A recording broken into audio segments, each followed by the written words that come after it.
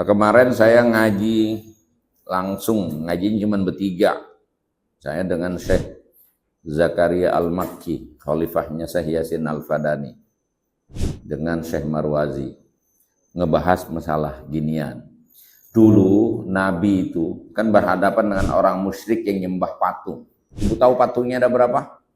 Ada 360 patung yang ada di sekitar Ka'bah.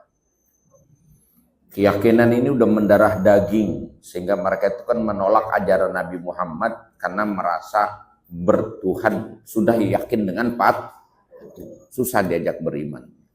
Logikanya udah pada mentok, otaknya udah nggak mau dipakai. Tapi yang mau pakai otak, yang mau berpikir, mau menerima ajaran, mereka nerima Islam dengan mudah, masuk Islam. Gitu. Nah, singkatnya puncaknya adalah ketika Nabi sudah menang, orang kafir sudah kalah, dan Nabi masuk ke kota Mekah, menundukkan kota Mekah. Salah satu peristiwa menarik pada saat itu, ada banyak peristiwa menarik sesungguhnya, dan udah berapa kali saya ceritain di sini.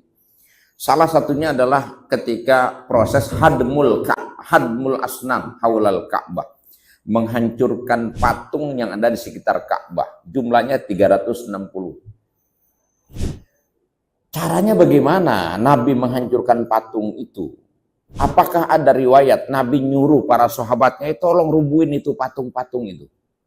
Saya belum pernah ketemu riwayat itu, dan memang kemarin saya banyak dapat ilmu dari beliau, diantaranya begitu.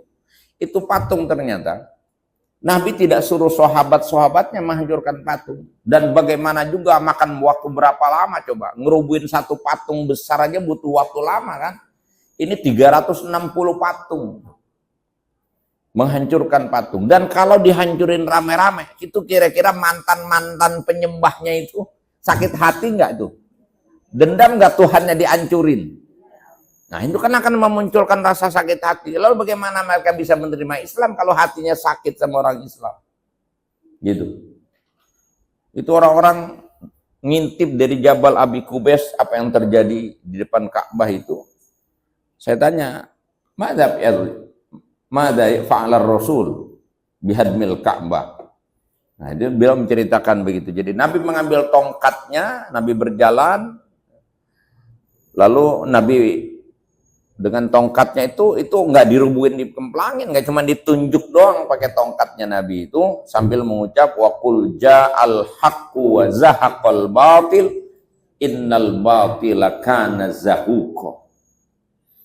Katakan telah datang kebenaran, wa qul ja'al haqqu wa zahaqal batil, dan kebatilan hancur.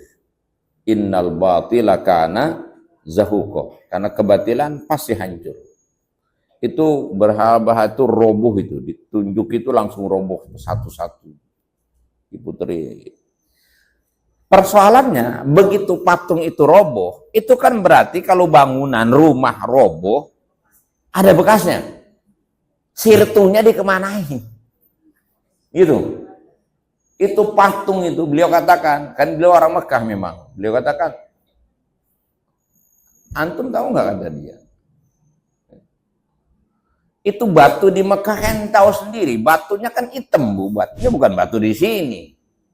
Dikemplang pakai martil begitu aja hancur. Batu di sono dikemplang pakai apa? Bagaimana maju? Batunya hitam begitu, keras. Coba, adakah riwayat sahabat pada mindahin bekas-bekas patung diingserin kemana gitu? Saya nggak pernah kepikir selama ini. Beliau jelasin, itu batu-batu yang patung yang roboh tadi itu dalam sekejap dia berubah dan dirubah oleh Allah menjadi mithlud daqiq, seperti tepung yang halus, hancur. Kalau kalian nonton film animasi kayak begitu tuh, dan itu disaksikan sama orang-orang kafir yang pernah menyembah patung itu. Artinya memang itu patung bukan hanya secara fisik dihancurkan, tapi langsung menyentuh ke batin mereka, bahwa yang selama ini mereka anggap Tuhan ternyata tidak punya kuasa sedikit pun, tidak punya kemampuan sedikit pun, bahkan ketika dihancurkan nggak mampu melawan itu patung, dan dia hancur luluh lantah menjadi pasir-pasir halus yang kemudian rata di muka bumi ini. Sehingga tidak meninggalkan rasa sakit hati di orang-orang yang pernah menyembah patung itu.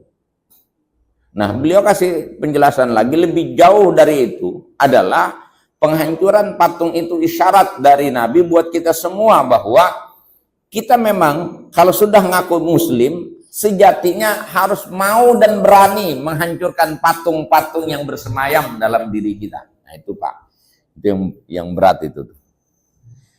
Apa maknanya patung yang bersemayam dalam diri kita? Kesombongan, keakuan, merasa lebih baik dari orang, gitu.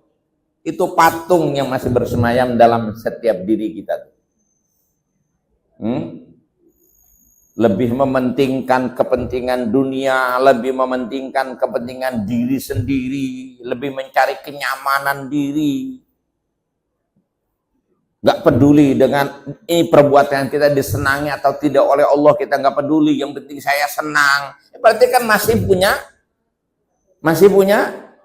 tunduk sama patung. Patung itu bukan dalam bentuk benda, tapi patung dalam bentuk sifat yang masih melekat dalam diri kita. Waduh, kata saya kalau begitu ini kita belum muslim beneran ini. Karena masih banyak unsur-unsur keakuan diri itu. Kita merasa, ibu pernah nggak merasa lebih cantik dari orang?